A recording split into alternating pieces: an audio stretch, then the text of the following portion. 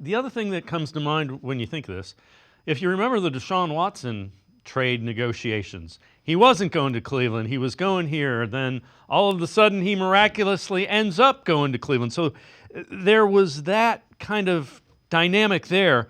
And I know the reason I bring that up is you wrote an article just about the salary ranks. After everybody went crazy with the contract that the Browns gave Deshaun Watson, and you look at it now, and it's the 10th salary in relative to average annual value for quarterbacks. It's a pretty good sign that Andrew Berry kind of understands the marketplace. Yeah, he really does. And it's why he got out in front on the Jerry Jeudy contract, knowing that the receiver market was about to explode and that many players, many receivers were going to get north of 30, which of course I think is really what Brandon Aiyuk also wants to do. Right now, there are 4 in that category. But yes, the Deshaun Watson contract at $46 million a year doesn't look as just off the charts as it did back only 2 years ago in 2022, when for a period of time it was the number one at $46 million a year. Now it's $55 million a year. 3 players are tied for that average, and Deshaun has slipped down to number 10 at 46 in only 2 years. So the quarterback market has gone off the rails. The receiver market has gone off the rails as well.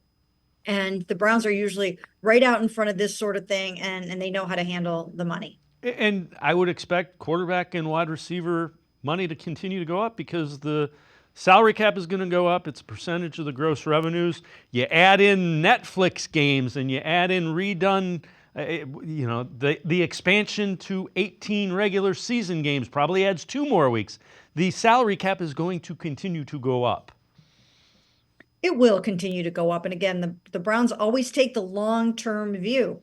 That is exactly why they did what they did with Jerry Jeudy. But when you look at the Brandon Aiyuk versus Amari Cooper situation, people have asked me, is that an upgrade? It's not necessarily that it's an upgrade for this year. It's really looking, again, in the long term and seeing that you could have a receiver in his prime under contract for the next 5 years.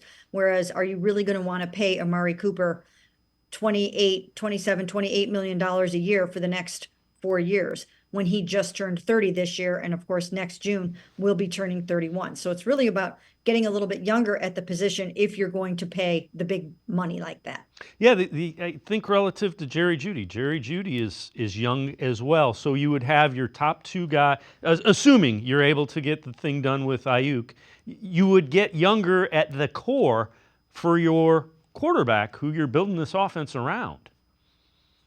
Yes, absolutely. And they are in their Super Bowl window. And this way they would be able to stay in their Super Bowl window for the next 3, 4 or 5 years or whatever the case may be. So that's what this is all about. It's not saying that Brandon Aiyuk is better than Amari Cooper. We all know how good Amari Cooper is.